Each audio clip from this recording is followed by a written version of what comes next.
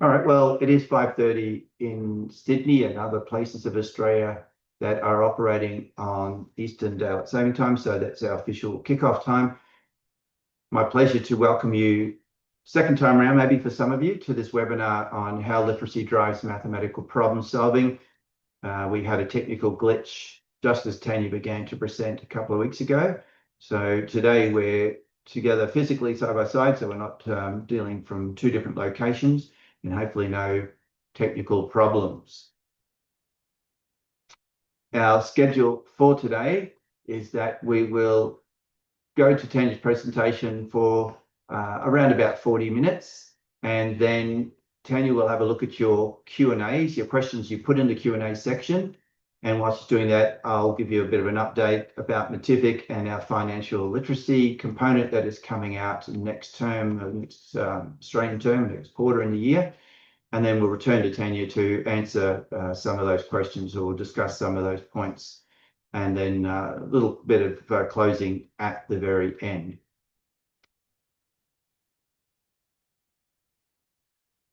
There she is.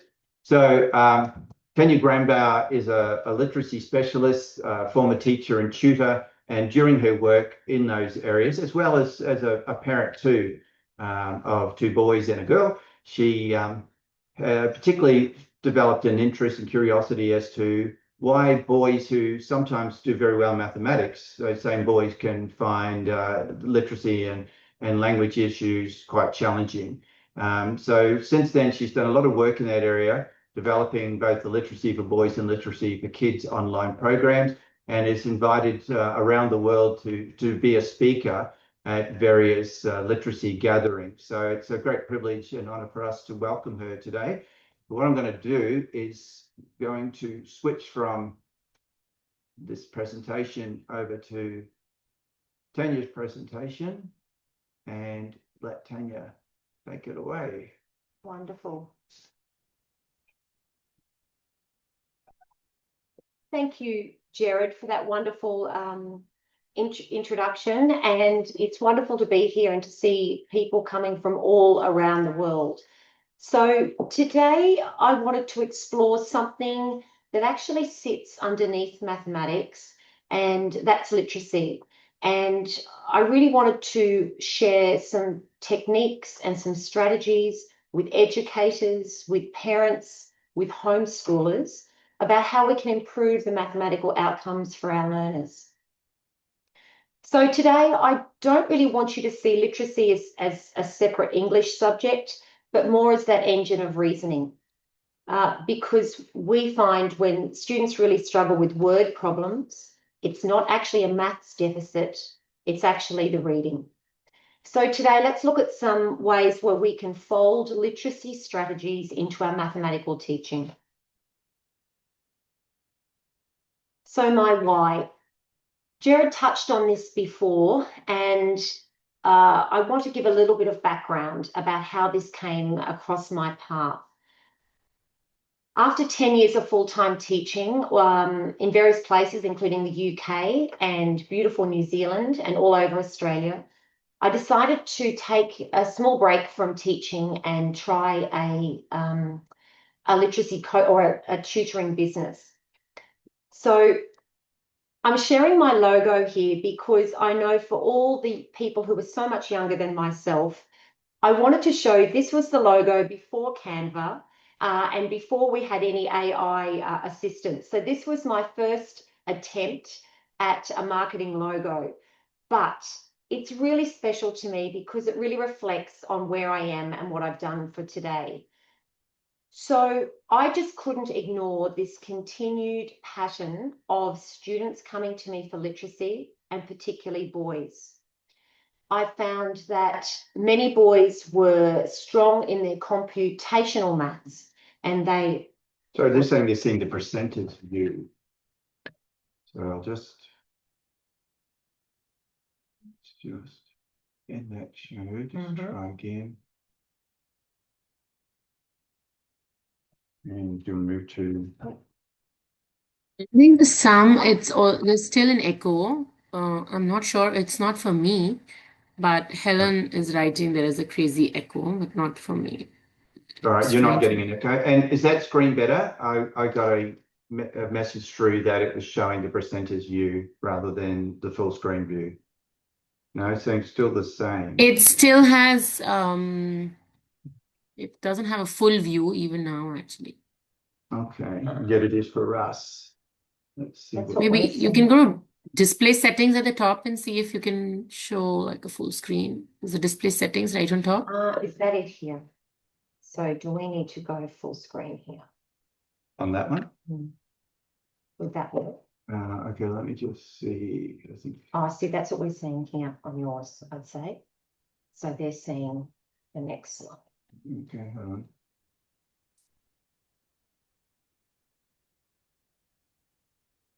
Here we go. And show. Yeah, yeah. Just now do a slideshow. I think we should be able to see it. Okay, Slideshow. Yeah. Slideshow. But which option? Over that one? Yeah, usually. Yeah, yeah. Yes, that's right. Oh, it again become small. Are we doing better now? Oh, no, it's still the same actually. Can you go back once again? Just quickly Yeah, see what we can do.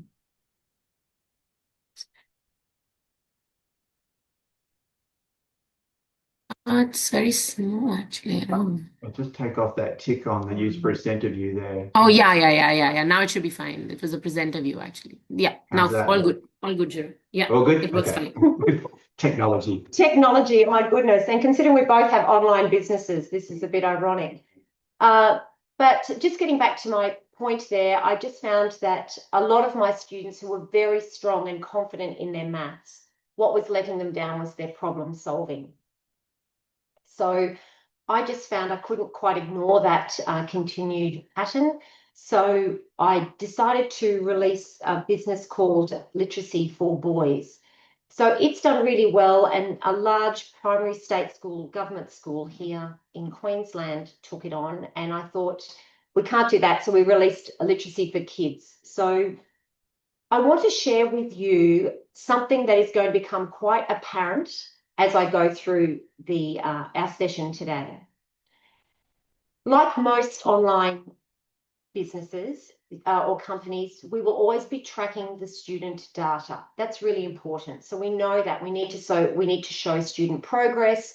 We need to perhaps look at the amount of time that they're spending on certain tasks. But what I wanted to drill down into was also the topics that showed strong engagement. Now, I want to share something with you because this surprised me.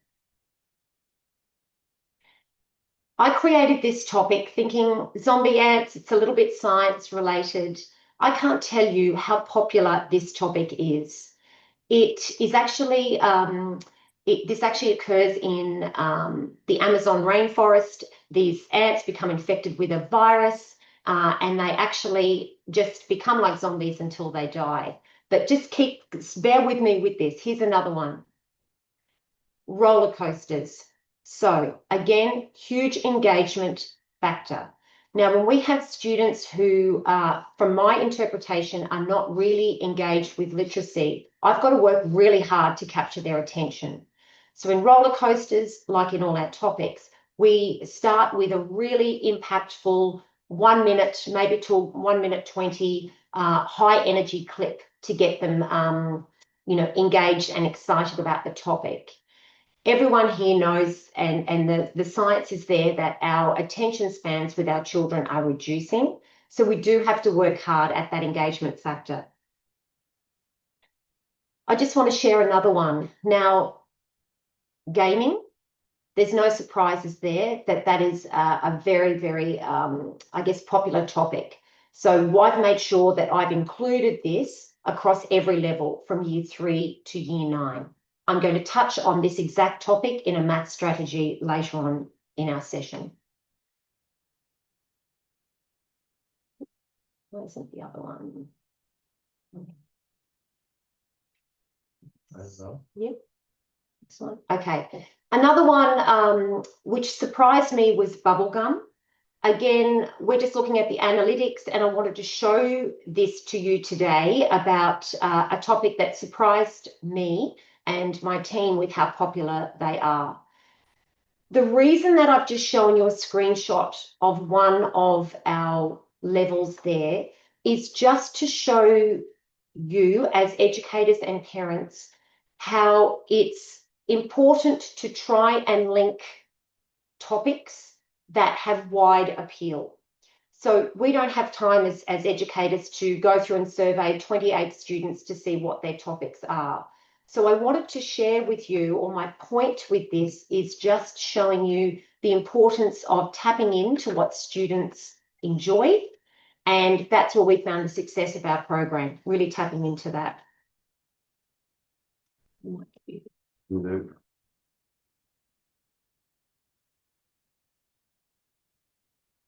So if you were to question all of your students in the class and would say, who is the best at maths in our class?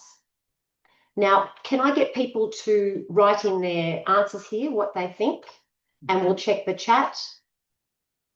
So what would your students respond in saying to that, in answering that question?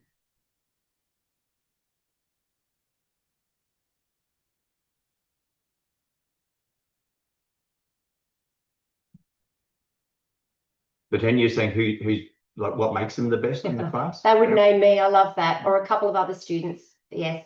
Mm-hmm. Yes. I know who the brightest in the maths. So most kids, they know who perhaps is really clever at maths, but it's often the ones who can volunteer the tables the most quickly, or it's the ones who are able to finish a page of algorithms the fastest, okay? So, however, what I find is sometimes, let's get the roll. Get that option. Yeah, thank you for responding, everybody. It's actually sometimes not always the ones, it's always sometimes the struggling with the problem solving is what pulls down some of those marks. So those examples that I mentioned about the child who's really strong at tables, who can quickly answer algorithms where perhaps the others are in their thousands and this student's in their 200,000s solving problems. But that's only one measure of a maths ability. It's often the problem solving that really lets them down. So I'd like that to be one of our sort of measured thoughts today, is how we measure intelligence in maths, and there's various ways that we can do that. So this comes to my point of a student's perception of their maths ability. I know in those early tutoring days, that's when I had to really build upon students' I guess, perception of where they were as a mathematician. So it's blending, how do we improve both their maths, I guess, fast recall, but also improve their problem solving skills as well. So I think I really want to stress this, that sometimes students don't fail maths because they can't calculate. It's sometimes actually the literacy or reading problem. So it can sometimes be the fact that they struggle to interpret, and they sometimes rely on seeing patterns where they can't. Now, when Jared reached out to me about 6 to 8 weeks ago, it was just quite, I guess, coincidental that I have 4 students in a tutoring company that I also run, who are coming to us who are really struggling with complex, unfamiliar problems. So this point is more for, I guess, it's an example from the secondary, those students in years 8 and 9. However, those of you who are teaching or educating the younger maths students, this goes to show an example of building on that maths knowledge. Now, this is a student's work sample here. Now, these complex, unfamiliar problems in a maths test can carry as high as 6 marks. So the 4 students that I'm talking about, they are losing 4, 10, 12 marks in a maths test because they are so bamboozled with the actual complex, unfamiliar problems. So what I've decided to do is with these 4 students, we've decided to target the last 10 minutes of every maths lesson on working through examples. I had to take these students right back to build their confidence. If you can see in this image, you'll see that I've actually got the top in bold, which says algebraic reasoning. Okay, so I've really stepped it out, made it explicit. The next one, I've given them a clue, solve linear equations involving one variable. So with this student, we used a highlighter to make sure we actually are highlighting some keywords there. Now, what makes this interesting is these students will read the question and feel very, I guess, unconfident with how to approach it. Yet at the beginning of the lesson, they've easily solved 10 linear equations with no errors. So it's just, I guess, an example to present to you today how in order to get to the maths formula, in these examples, we've really got to make sure we're looking at the language and what holds them back. Thanks, Jerry. So in these examples, these students were really struggling because they couldn't decode some of the questions. I'm pleased to say that in recent sessions, after 4 or 5 weeks of doing this, they're actually becoming better and better. And I'm encouraging them to, even if they can do, make some notes, show the teacher the workings, that's when you can claw, half a mark, 1 mark, 1.5 marks. So decoding, this is my, really helping our students decode what's in the maths problem. In literacy, we use what we call language frames, language boards. We really teach the vocab. I know that most of you will be doing this as a maths educator and maths teacher. For those who are using programs like Matific at home, or you really want to help your students or your child improve their maths, results and problem solving, you can copy some of these ideas at home. If you have an area where you can pop up maths terms for your child, you'll find that it can become a visual resource for them. I like this display and I wanted to share this with you. This teacher wrote, "I'm hoping that the focus on vocab and reasoning will pay off. I'll add new terms as we work through maths topics." What I like about this display is it's got a nice use of colour, obviously, and it's appealing, but the sentence stems are there, so there's some actual vocab words that the students can refer to. Now, hopefully it's clear for you, but there's a butcher paper on a roll there. And I like this idea because it communicates, I think, to students 2 things. Number 1 is that maths involves vocabulary and that we're adding to it as we are working through a particular topic. So I like that idea that it's visual. And the other thing I like is we can signify to the students, you can remove those terms when you start a new topic, and then you've got a fresh bit of paper to add to new terms. So I just think that this is something that I liked. I also wanted to share with you that I saw in a school recently, and they named their maths books as math journals. And again, it was subtle, but it was a nice tie-in with literacy. So it's just an idea that I thought I'd mention today. So this is a poll or a question. It's certainly no right or wrong answer here, but I'd like you to reflect on some of your maths that you teach and what percentage do you think of your maths lesson involves reading? Could you click through each percent it'll have? I'll just keep Yeah, rolling. just So here's just some examples: 10 to 20%, 30 to 40, or 50%. I'd love to hear what you think in reflecting on your maths teaching.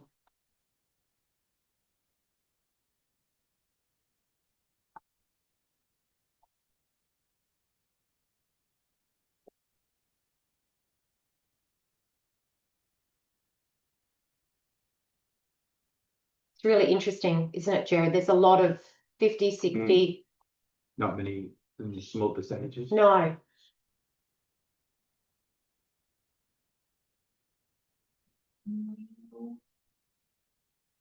Correct. Helen has just mentioned it does change depending on the needs of the students. All right, so that's really interesting, and it makes today's session, I guess, really valuable for all of us. And I found that it was actually stepping out of the classroom and seeing how that real struggle between maths problem solving and literacy, that was actually really what opened my eyes about the connection between the two. Okay. So let's look at some of the hidden literacy demands in maths. I think this image, it communicates a lot, and I know when I work with students, there is a real, I guess, a bit of a roadblock or an obstacle when students see a passage or a portion of text. They can, I guess, see it as, you know, really an obstacle to overcome. So how can we help our students? I think you'd be surprised at how much literacy techniques we can really employ in teaching and making our maths teaching even stronger.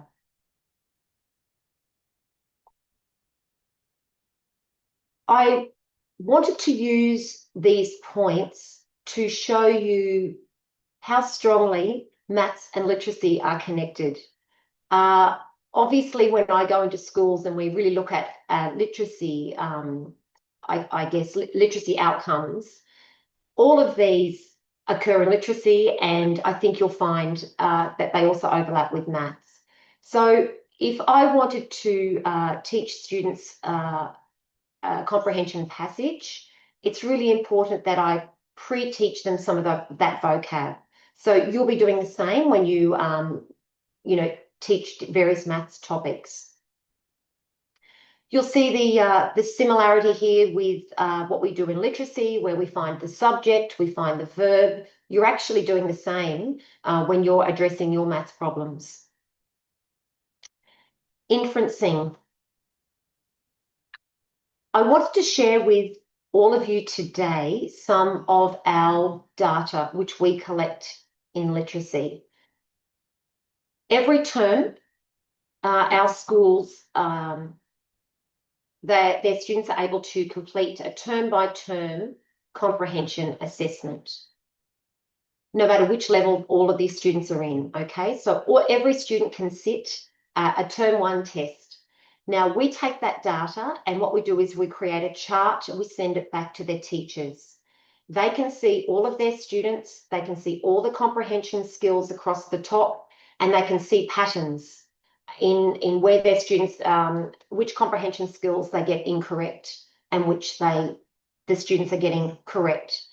Now, the importance of this is it's a really great reference sheet for our teachers to see where they can inform their teaching. And I can tell you with absolute confidence that inferencing is the skill that most students stumble on, even those that are really quite, I guess, equipped readers. So it's just something for you to keep in mind. Inferencing is where they really have to use sort of their own general knowledge from the question, and, you know, form an answer by applying that. So it's a common concern, I know, as within our reading skills program. So I just wanted to share that with you because I think it will help you in your teaching, and just seeing that as a comprehension skill that kids struggle with. Sequencing, you know, really important. I want to jump to the bottom one, which is ignoring distractors. This ties in with my earlier point, where sometimes you'll find your students will rush through a problem because they actually see the volume of text.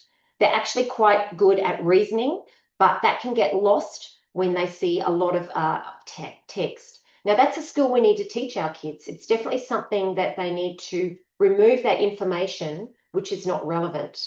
But I guess I see it in my teaching in small groups that sometimes it's not actually the math skill, it's actually that the volume that they're shying away from. So I just wanted to mention that to everyone today.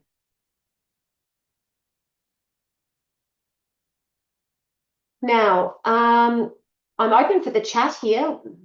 If anyone wants to add some answers here, why do you think students struggle? I'm really got more of the maths problem solving is my lead question here. Please share some of your observations that you've seen.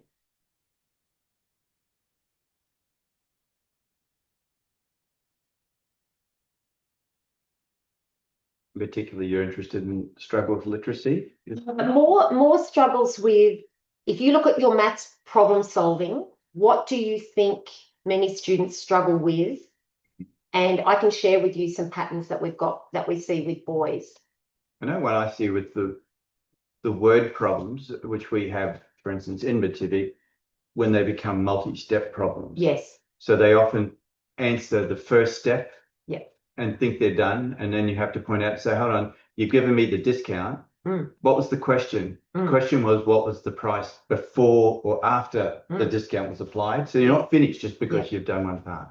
Correct. Gail agrees with you. The struggle with multi-step, the reading, comprehension, what operation to use. That's a really good one, Geraldine, because I find students will still ask me, what's the difference again? And as teachers, we're tearing our hair out saying, oh my goodness, I must mention that every day.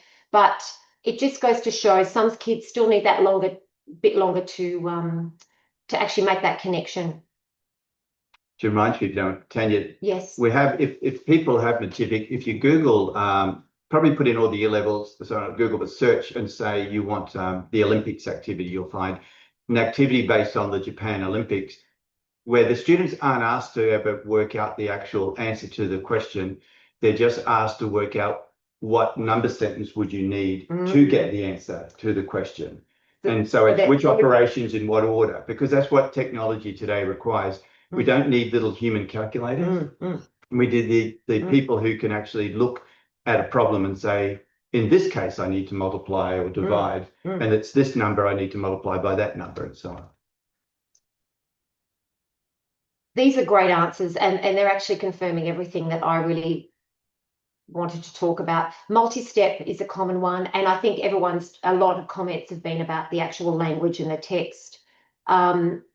So in literacy for boys, I have just seen this repeatedly. So many capable boys, they'll jump to the calculation, they will avoid rereading, and they will guess operations. So they actually don't, it's not often the reasoning ability, it's the reading precision. So that's something that I really find a struggle with them. So do you think this is a legacy too of the fact that often mathematics has been, I would say, wrongly promoted as it's about speed? How quickly can you respond?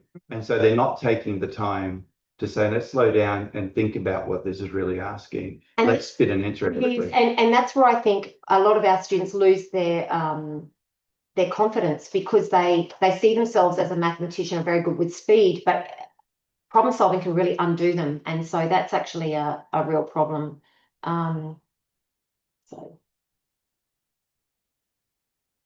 So this one, I've just gone through those really. Preferring interactive over long verbal instructions. Now, my husband would say that I'm a talker. I am. But I know with a lot of our boys and their shorter attention spans, they actually prefer something shorter and interactive.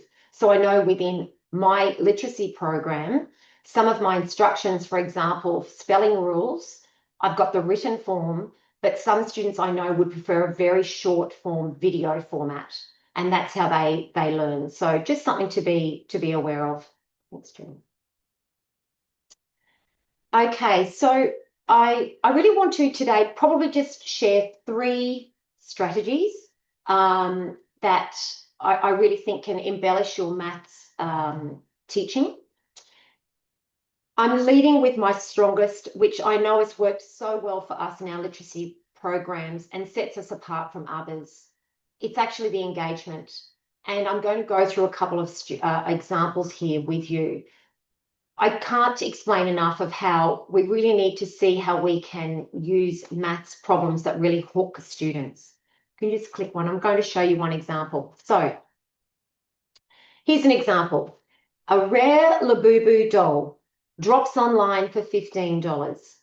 If 24 sell out in 3 minutes, what's the total revenue?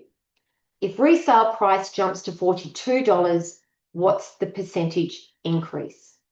Now, that is more an example of a secondary maths question. But the reason I chose the Labubu doll is because I know it has appeal from students in kinder, and you'll get a grin from your students in year 9. So it's actually how can you use things such as this that are popular? Can you do the next one? Sure. Thank you. So this ties in with my next point. We just found this, it's really, really important, even if it's short, sharp bits of where I'm using punctuation. I try and make sure I leverage something that has wide appeal across most of your class. These are some ideas that I've used either in my maths teaching company, or else it's also an overlap with what we do in our literacy. Gaming, super popular, and I think you can really get most students on board with that. Collectibles, these Labubu dolls, I know they're everywhere, and I know even my nephew who's in grade 4 loves them. So it's actually looking around you and finding what things are actually really popular. Ask people, of the students and friends, what things kids are into. Trading cards are popular. Online shopping, Temu's everywhere. Can you bring that into a maths problem? Looking at resale value. We've had the recent Winter Olympics. Again, try and tap into something that's happening currently. We're at the start of footy season. So, both soccer, rugby union, those codes have really taken off with boys and girls. So is that your link into formulating some maths questions to really tap into, the start of the footy season? Social media trends, personalities, and algorithms. Now, when I speak at schools and I talk about trying to encourage particularly our older students to tap into reading, I try and find examples of media personalities or social media personalities that actually have a really good and strong message. One is someone who I've managed to get boys on board with. It's a young guy called Ned Brockman. And he, if you haven't heard of him, he's worth looking up. He's a young guy. He's so much cooler than I could ever be. He's got the mullet. He's a tradie, but he wanted to run across Australia, and he wanted to raise money for homelessness. So there's a lot to admire there. Our teenagers are really driven by, I guess, social conscience. So I really like him as a story. And so maybe you could formulate, some problems around somebody like that is actually a really good person that you can actually recommend. Making maths feel relevant, not abstract. So if the context feels irrelevant, the students will actually disengage before they even attempt the thinking. So with this, my lasting point on this is hook them first and then stretch their thinking. Next strategy. I want you to, I guess I like this approach for a number of reasons. I like it because we sometimes need to get our students to slow their thinking down. Because if we can do that, it reduces impulsivity, it increases accuracy, and it builds metacognition.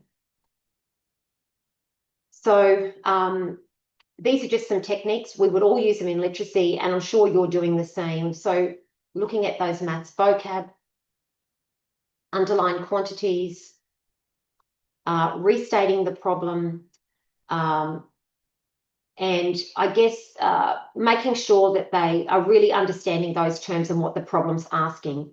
And many of you mentioned before the multi-step problem. That's definitely throwing our kids, I think, a curveball in some of their maths problems, which is a shame because often if you presented it as an algorithm, they get it correct.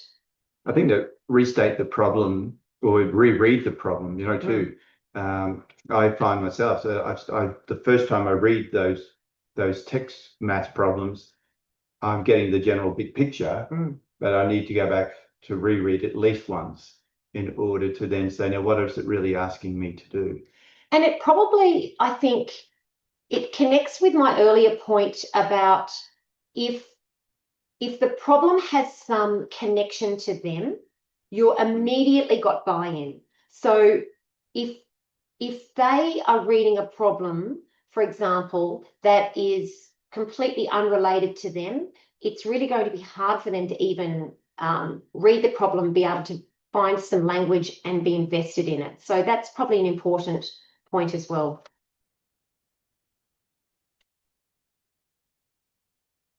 No, other way. Yep. Okay.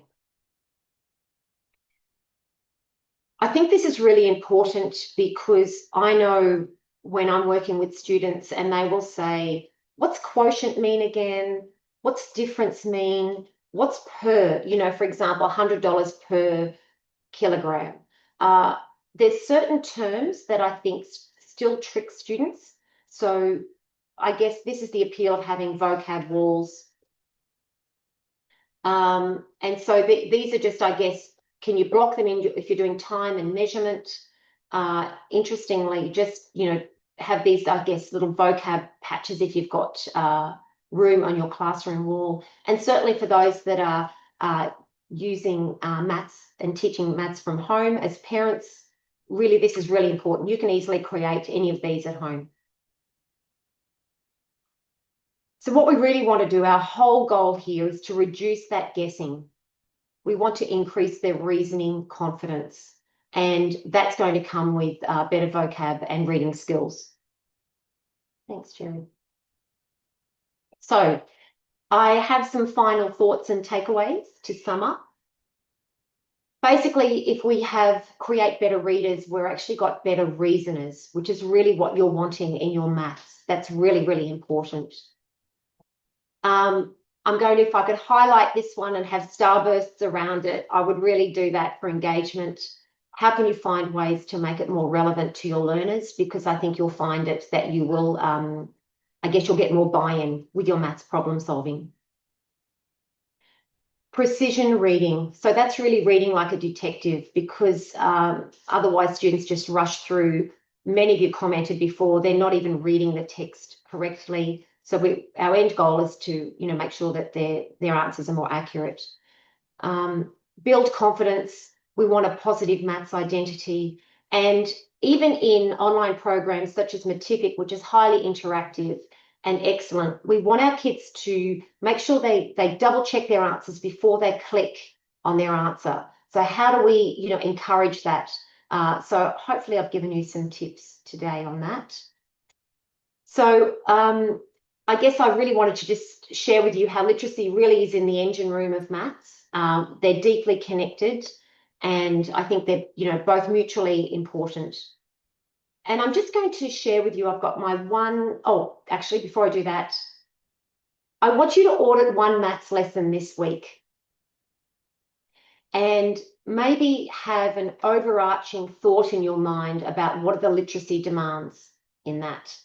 So it's just a lasting thought that I'd love to leave you with. And I've got one more thing, which is my last slide.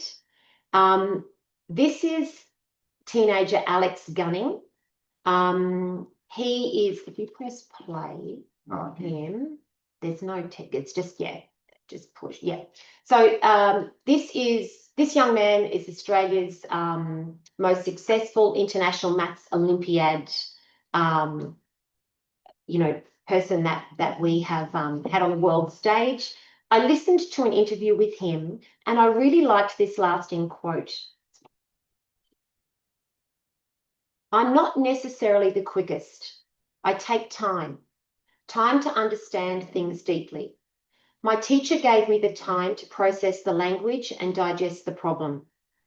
Investment in time has helped me to grasp problem-solving skills. So even strong mathematicians definitely need time to reflect on that language.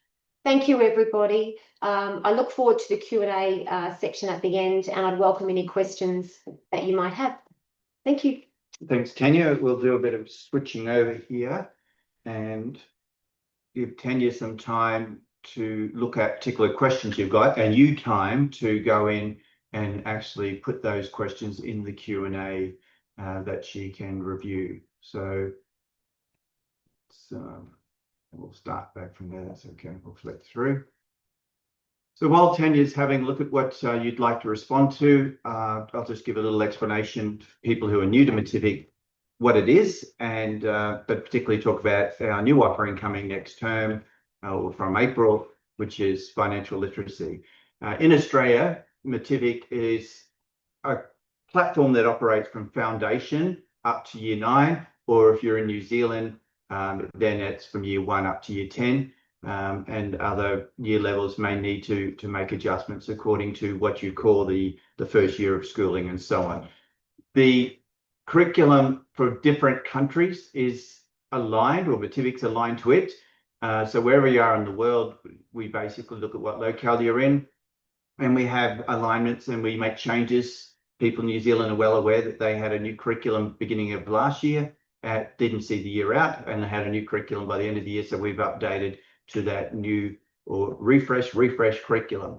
We're also increasingly using AI. So we're using AI to help you in terms of automatic assignment of activities, but also we have an AI assistant now, and we're wanting feedback from people to let us know how we can make that even better. But basically, you can go in and ask questions now about how your students are performing once the data has built up over time. Or right from the beginning, go in and say, can you create me a lesson sequence at this year level that it focuses on this particular topic? So that is something that you may see new to Mativic. If you have been using for a while, check out the AI assistant. The program itself is so good because there are word-leading experts behind it. And basically, you will find that the platform is available in 50+ languages. And relating to what Tanya has been talking about today, we're increasingly working to have the text-to-voice audio across all the activities in the various languages. The word problems we have don't currently have that, but I found myself with the tutoring I've done where I've incorporated Mativic, those activities, those word problems were best done with me, with the kids, to help them unpack them and do the sort of things Tanya talked about, is saying, what are the numbers here that are important and which numbers are there to basically distract you, and to see whether you actually involve numbers you don't need to, what are the key words, and what is the final step of a multi-step problem. You can have usernames and logins, the part to work your way in, or a student to go into Mativic, but we also have integration for single sign-in through things like Google and so on.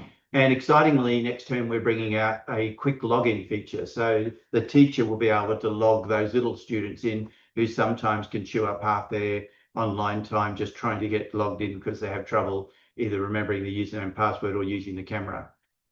So there's something for Mativic for everyone, parents included, though you're not mentioned there. But basically, and I see the great synergy between Mativic and what Tanya's talking about with literacy, and literacy for boys and literacy for kids, and that we're both saying the importance of presenting things in context, of you will connect with students and engage with them if you actually present something not in an abstract way, but in a context.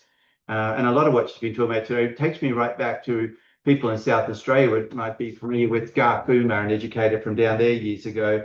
And I remember Garth Boomer talking about the fact that he saw 14-year-old boys struggling with to read grade 2 readers in class, but saw those same boys out at lunchtime reading their boxing magazine, and again was picked up on the point that it was because they were engaged and they had the prior knowledge that they could take to the text as well. So for teachers with Matific, you can assign activities yourself manually, or you can load plans, or just set your focus topic and have the activities automatically assigned to the students for the time period you want.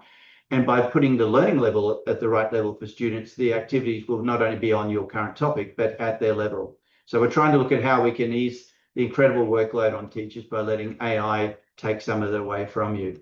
If you're looking at Matific from a point of view of districts, regions, states, countries, and so on, where we have had parts of the world where they've implemented Matific across the entire state or across the entire country, then there's extra reporting that we can provide you so you can look at how your schools are performing.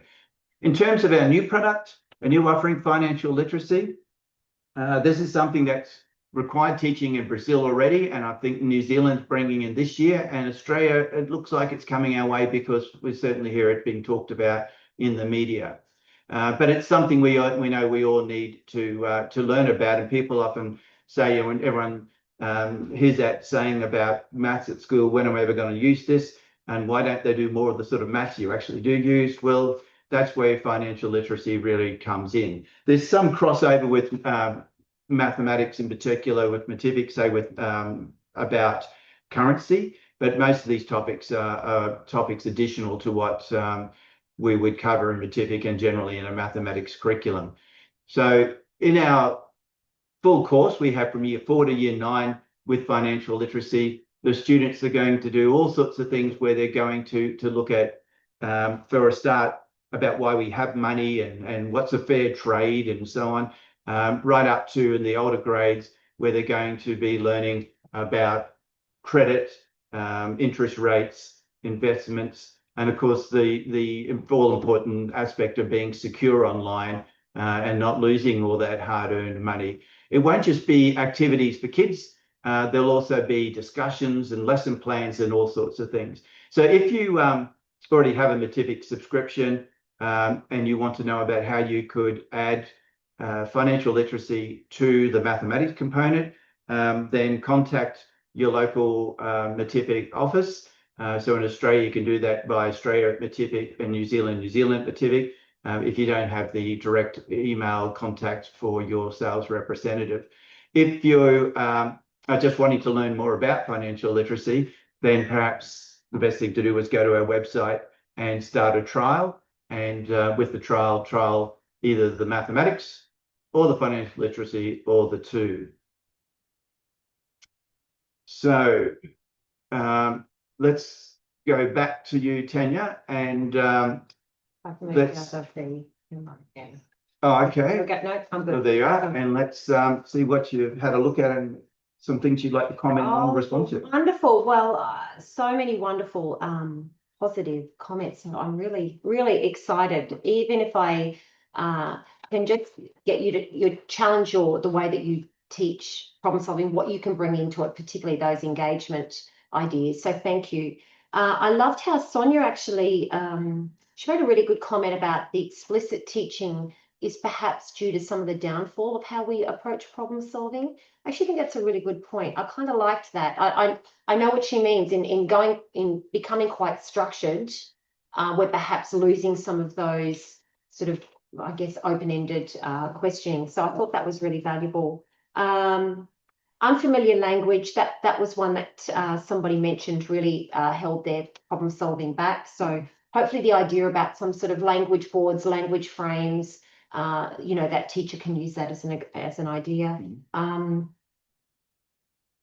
I just think they're absolutely wonderful. There's lots of people with really great ideas. I think attention span and vocab, that seems to be a common roadblock for the children, not the teachers, but how we're getting our students to actually answer these, some of their solving problems successfully. Yeah, just flicking through some of the questions. Yeah. The other thing just reminded me, I was at the Queensland Association of Maths Teachers conference for early years and primary school on the weekend, and two wonderful maths educators there, largely retired now, but still active in certain ways, Dr. Calvin Irons and his wife Rosemary Irons.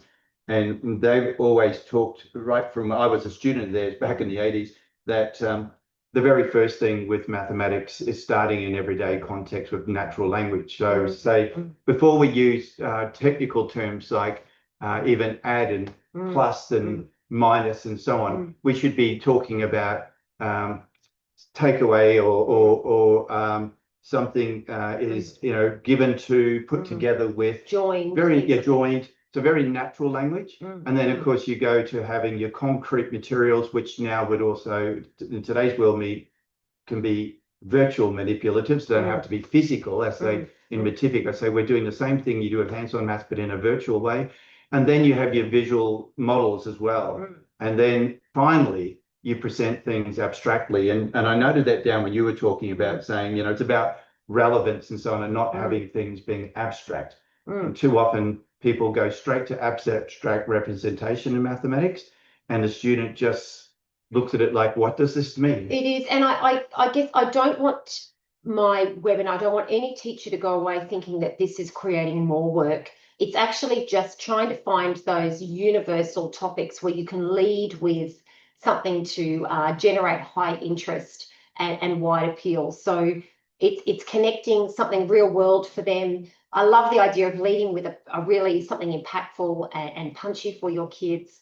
And then I feel like they'll really kind of, I guess that term, lean in towards that maths lesson. But everyone, you're very welcome to contact us for free trials of Literacy for Boys and Literacy for Kids. Follow us on Facebook and Instagram, because I'm always sharing tips that are parent-friendly, educator-friendly. We share free resources, and I'm just so passionate about making sure that all of our learners just achieve the most that they can from their education. So I think this is a nice connection between maths and literacy. So, well, Tanya, my background is actually much more as an educator in literacy. I did a master's in language and literacy. I was an education consultant in that area and so on. And it was only through working with great maths educators that ultimately I became as passionate about mathematics as I am about English and literacy. But I think it's when I came across a product like Matific, I saw that the same philosophy underpins. Like you talked about, it's about creating reasoners. That's what I'm saying. We don't need just little human calculators. We actually need people who can actually take the numbers in front of them, the problem in front of them, and work out what is it that I need to do here. Just responding to some of those other points I see there in the chat. So yes, people in South Africa, Natalia over there is our representative there, and you can have access to Matific in South Africa, and I know Afrikaans is one of the languages that it is translated into. And people who have said they've done trials. So then, yes, you can inquire about if you want to look at then a subscription for this year. What else have we got there? About the vocabulary being important. I said that we don't want the language becoming a barrier. And people say, can you have the students in different languages in Matific? Yes, certainly. So you can have different students in the same class operating at different learning levels, anywhere across those 11, is it levels, 10 or 11 levels, and you can have them all in their own individual language, and it can be delivered that way and a different language for you. I said not all languages have the text to voice, so you need to check if that's available in your language. But certainly even in Australia, we get schools, for instance, that use Matific because they teach French, a bilingual program perhaps, and they can do their Matific in French. Just to reiterate, yes, people often ask about recordings. So there will be a recording automatically sent to you over the next week for everybody who has registered. If the people, thank you for attending live. Some people register who can't attend live. So no need to ask for that. There'll be a recording sent to you. In terms of certificates, and Rita, if you want to jump in there, is that something that's done automatically or only upon request? Yeah, no, we are going to send it within a week's time. So all the attendees are going to get the certificates, and we will also send an email with the recording and Okay. attaching this presentation, so everybody will get this. Wonderful. So everyone, you're going to get a recording and you're going to get a certificate. And then just know that if you're interested in the literacy for kids or literacy for boys, get in contact with Tanya and set up your trial of it. If you haven't looked at Mativic, then again, don't be missing out. You may not be aware that Mativic won 2 international awards last year and was rated by Time magazine as the 29th best EdTech platform across all EdTech globally. So it's certainly a platform which is doing great things and only getting better all the time. So thank you for giving your time this afternoon, this evening, this morning, wherever you are. Some of you are up early in South Africa and so on. People in Indonesia and India and all around the globe who have joined us. We appreciate it, and we appreciate what you do for the children that you teach. So thank you, and goodbye.